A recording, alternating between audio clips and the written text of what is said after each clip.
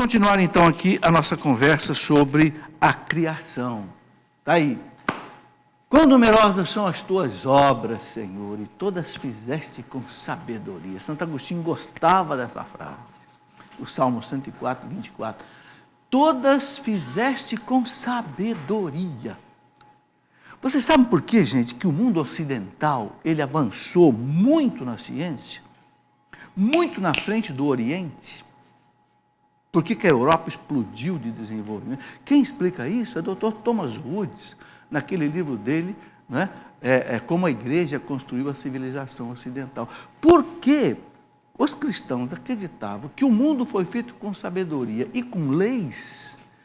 Então, os cientistas da igreja, muitíssimos padres, principalmente os jesuítas, mergulharam e foram encontrar e descobrir essas leis. E aí aplicaram essas leis e a ciência desenvolveu.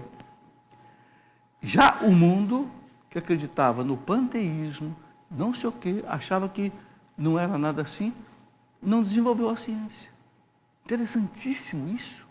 Né? Uma questão filosófica religiosa fez com que o desenvolvimento de um lado acontecesse e do outro lado não acontecesse, ou se retardasse muito. Está lá no livro do Dr. Thomas Woods. Né? Bom, é interessante a gente então compreender. Deus fez tudo com sabedoria. Você pega uma folha de uma árvore, uma formiguinha. Gente, quanta ciência existe ali, quanta física, quanta química, quanta matemática, quanto design você tem ali naquela coisinha insignificante. Está aí, pode passar. O Senhor é bom para todos, compassivo com todas as suas obras. O Senhor é bom para todos. Ele ama todas as suas criaturas, compassivo com todas as suas obras. O Salmo 145. Deus criou tudo por meio do Verbo eterno. Aí outra verdade fundamental. São João diz, pode passar, São João diz no capítulo 1 do Evangelho dele, né, que tudo foi feito através do Verbo de Deus e que nada de tudo que existe foi feito sem Ele. Então, o Pai criou através do Filho, no poder do Espírito Santo. Porque uma coisa que o Catecismo ensina é que a criação é obra da Trindade. Pai, Filho e Espírito Santo participaram da obra da Trindade. Não é?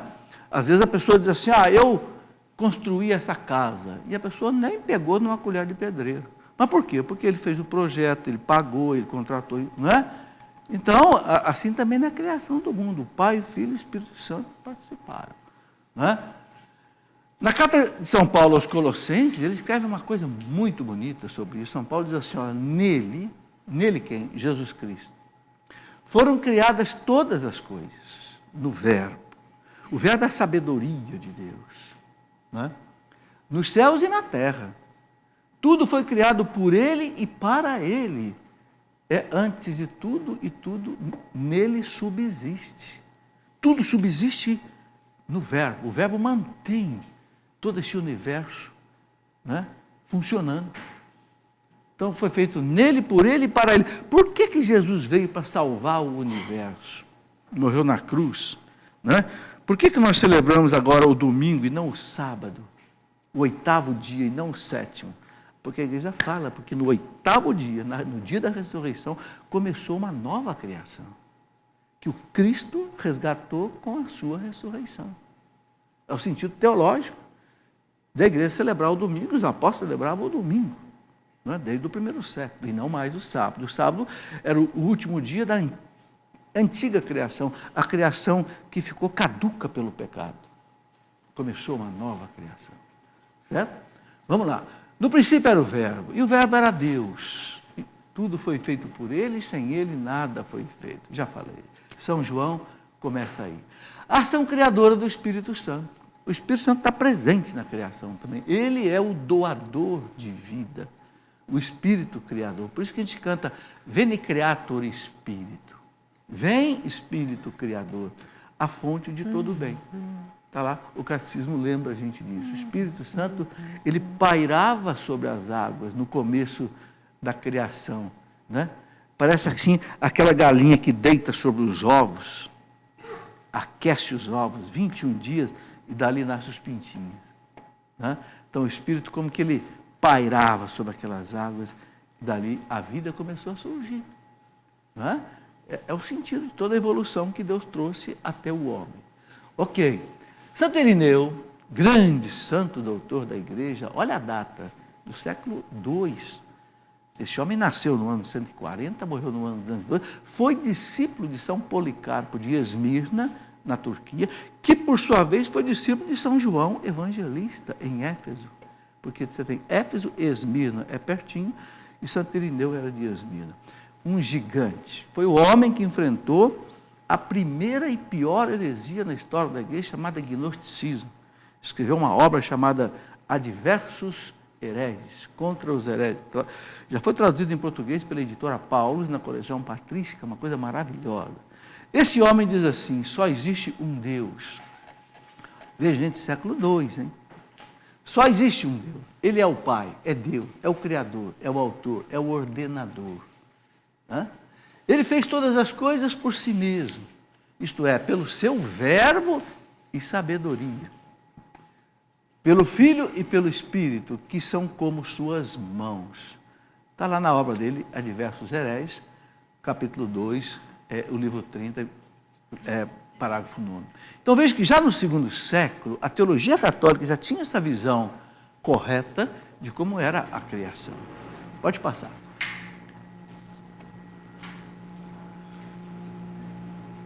Deus criou tudo do nada. Aqui está um ponto fundamental, aquilo que eu falei antes do intervalo. O que caracteriza Deus é isso. Ninguém de nós cria um livro, a gente faz um livro. Ou seja, você pega madeira, transforma a madeira em celulose, da celulose você faz o papel, né? Do papel você pega a tinta, com a tinta você escreve, você tem um livro. Você não cria, você faz. Criar quer dizer tirar do nada. Eu criaria um livro se eu fizesse um livro sem precisar de nada, só minhas mãos.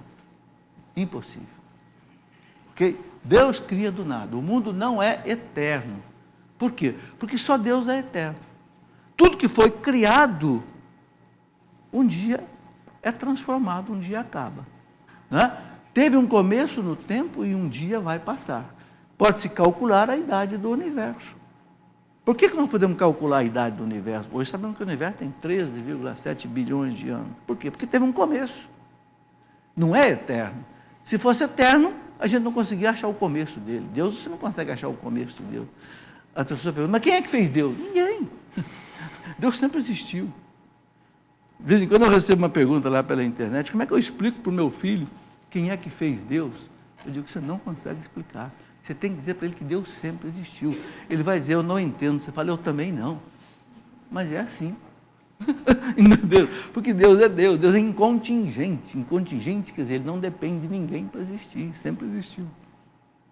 Claro que não cabe na nossa cabeça. Não cabe porque é Deus. Né? Bom, vamos lá. Discurso do Papa Pio XII, que bonito. Esse Papa foi um gigante. E eu penso que esse Papa vai ser canonizado, beatificado, né? Sem demorar muito. 1951, foi o Papa que proclamou o dogma da Assunção de Nossa Senhora ao céu. Eu cheguei a conhecer esse Papa, porque ele morreu em 54, se não me engano. Mas ele diz o seguinte, nenhuma criatura tem o poder infinito que é necessário para criar. Olha o que eu falei. Para criar tem que ter um poder infinito. Nenhuma criatura tem um poder infinito que é necessário para criar. No sentido próprio da palavra, quer dizer, tirar do nada. Tá? Isto é, produzir e dar o ser àquilo que não o tinha de modo algum. Chamar a existência, ex nihilo, quer dizer, tirar do nada. Tirar alguma coisa do nada. As crianças gostam, né, da fadinha, né? A fada que tem uma varinha mágica, ela faz assim, tchum, aparece um ser, né? Porque é um poder divino. Então, é um poder deslumbrante. Só que não existe. Tem que ensinar para o seu filho que não existe, só Deus pode fazer isso. Ninguém mais. Ok. O Concílio Vaticano I, não o segundo, hein? O primeiro, 1870, que lutou contra o racionalismo, aquela época em que a ciência começou a evoluir muito, surgiram as ondas eletromagnéticas com Maxwell, com Oersted, com Faraday, né? E o mundo ficou embriagado da ciência, né? Então, queriam dizer que só valia a ciência, a razão, era o racionalismo. Então, o Concílio Vaticano I disse o seguinte: proclamamos e declaramos que unicamente este Deus verdadeiro, esse verdadeiro Deus, criou do nada uma e outra criatura, a espiritual e a corporal. Isto é, a angélica e a mundana, os homens e os seres do mundo. E logo a humana, como comum, constituída de espírito e de corpo. Deus foi quem nos fez, o Papa diz. A ciência pode não acreditar nisso, mas a teologia coloca isso. Vamos lá. Por que Deus criou o mundo? Outra pergunta interessante, né? Será que Deus não estava satisfeito sozinho, na glória da Trindade? Por que Deus foi criar a gente para dar tanto trabalho para Ele? Né? A teologia responde, né? O mundo foi criado para a glória de Deus. É a resposta que a teologia dá. Vejam bem, não é para aumentar a glória de Deus, porque a glória de Deus já é infinita. Ninguém pode aumentar a glória de Deus. Ninguém pode aumentar o infinito. Mas Deus quis manifestar a sua glória. Tá? Passa mais um pouco. Né? Deus criou todas as coisas, explica São Boaventura, um grande santo da igreja, não para aumentar a sua glória, mas para manifestar e para comunicar a sua glória. Gente, sabe o que acontece? O amor é difusivo, dizia São Tomás de Aquino. O amor, ele não aguenta ficar só nele. Entende? A pessoa que ama, ela quer conversar, ela quer dividir, ela quer se manifestar. Então Deus, na sua glória infinita, Ele quis criar os anjos e os homens, os únicos seres, à sua imagem e semelhança, para desfrutar disso. E Ele manifestar a sua glória. Né? Então, por isso que Deus fez o mundo. Né? São Tomás de Aquino, olha que frase bonita de São Tomás: aberta a mão pela chave do amor, as criaturas surgiram. O que fez a mão de Deus se abrir para criar tudo? A chave do amor. O amor é que faz, entende? Essa difusividade que cria os seres. O Catecismo da Igreja diz o seguinte: a glória de Deus consiste em que se realize esta manifestação e esta comunicação de sua bondade, em vista das quais o mundo foi criado. Então a glória de Deus se manifesta nas suas obras. E é fácil entender isso. Quando você vê, por exemplo, uma pintura bonita, né? Aqui não é pintura, é fotografia, mas você olha, por exemplo, uma obra, por exemplo, do Michelangelo, a Pietà do Michelangelo, que está lá na Basílica de São Pedro, né? Que coisa impressionante. Que coisa maravilhosa. Você olha o Moisés do Michelangelo, que está lá na igreja de Roma, São Pedro das Cadeias, que coisa. Diz que o Michelangelo bateu nele com a varinha e disse: parla, fala, homem. Mas era de mármore, não falou, né? E ele reclamou: por que não parla? Quer dizer, tão perfeito que só falta falar, e a gente sente isso mesmo. Então, o que a gente vê nisso? É a obra que manifesta a grandeza do artista. Então, quando Deus cria este mundo belo, cria nós, maravilhosos que nós somos, Ele então manifesta a sua glória. Né? Um dia, um sujeito de boa vontade, mas que ele se diz ateu, ele não é ateu, porque ele tem muita boa vontade. Um dia ele perguntou para mim assim: mas por que esse Deus é tão esbanjador? Fez 100 bilhões de galáxias, cada galáxia com 100 bilhões de estrelas. São sextilhões de estrelas. Por que esse Deus é... Eu digo, sabe por quê, meu amigo? Para você entender que Ele é Deus. Você entender que Ele é infinito. Se Ele fizesse um mundinho pequenininho assim, você ia duvidar dEle.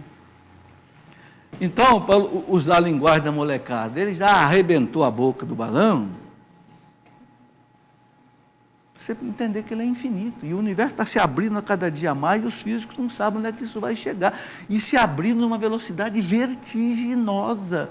Não é 30, 40, 50 quilômetros por hora, não. São milhares de quilômetros por segundo. Está abrindo, está abrindo, está abrindo. E não tem fim essa abertura aí. É por isso que o padre George Lemaître, que descobriu o Big Bang, o que ele fez? Ele fechou.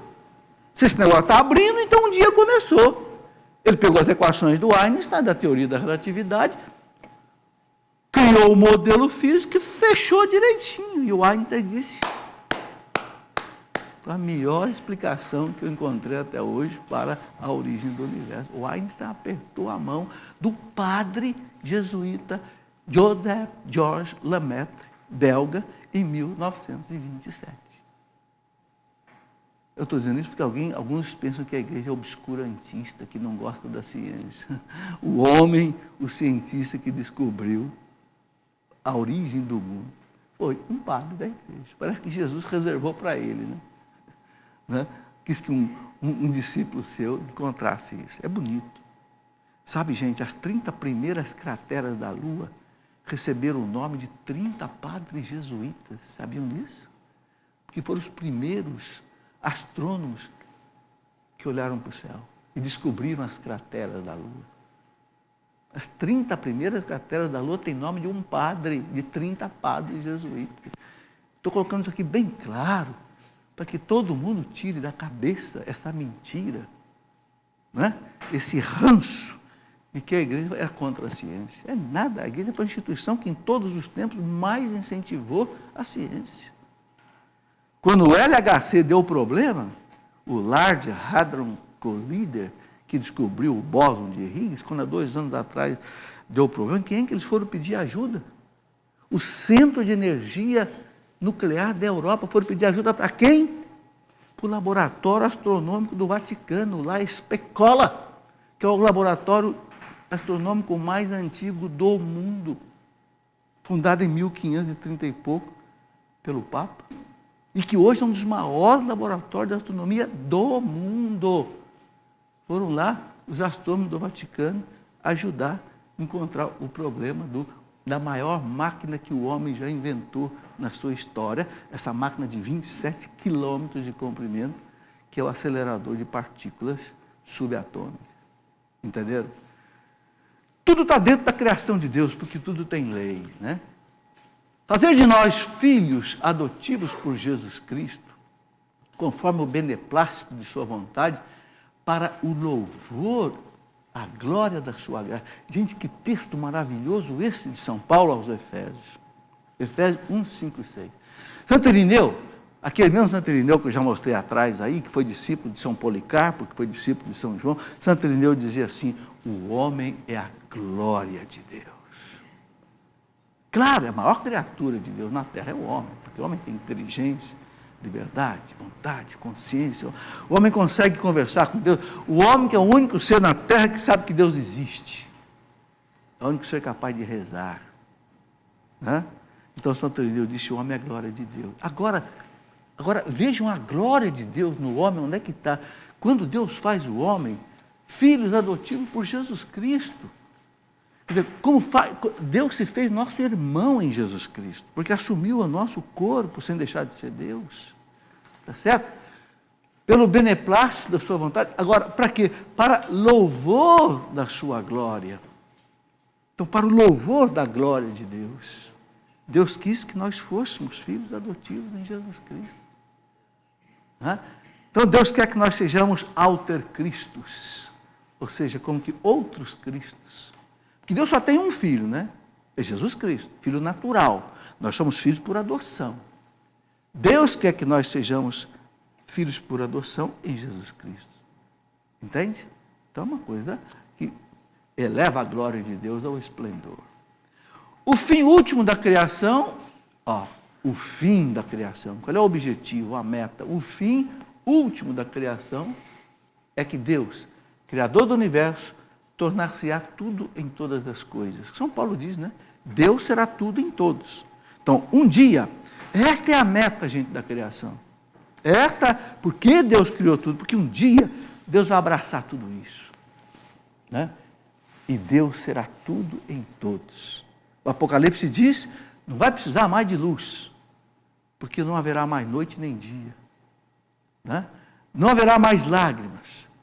Não haverá mais nada, porque Deus, né, estará ali, no meio de nós. Quer dizer, Deus será tudo. Então, Deus fez o mundo para isso. Entenderam? Procurando, ao mesmo tempo, a sua glória e a nossa felicidade. Está aqui, parágrafo 294 do Catecismo da Igreja. Eu quero que vocês percebam que desses slides que eu estou projetando aí, não tem uma palavra minha, hein? É tudo texto ou de catecismo, ou da Bíblia, ou de algum santo padre e santo doutor. Tá? E eu quero explicar aqui o seguinte, né? As pessoas que acompanham essas nossas aulas aqui têm que entender que a gente não pode descer numa teologia profunda, porque nós temos alunos aí nesse Brasil inteiro de todos os níveis e de todas as idades. Então eu tenho que colocar aqui o beabá da teologia do catecismo para que todo mundo saiba o essencial e viva alimentado por essa verdade essencial. Bom, Santo Irineu de novo. Olha lá, eu gosto muito desse Santo Irineu. Né? Engraçado, saiu lá de Esmirna, no Oriente, e veio morrer na França, Marte. Né? No ano lá por volta do ano 202. Pois a glória de Deus é o homem vivo, e a vida do homem é a visão de Deus. Olha o que esse homem diz. A glória de Deus é o homem, mas a vida do homem é Deus. Quer dizer, enquanto o homem olha para Deus, vive com Deus, pensa, ele tem vida. Se ele perder Deus como foco, a sua vida... São Tomás de Aquino dizia a mesma coisa de outro jeito, né? São Tomás de Aquino dizia assim, quanto mais o homem se afasta de Deus, mais ele se aproxima do seu nada. Ele não foi tirado do nada? Foi, nós fomos tirados do nada.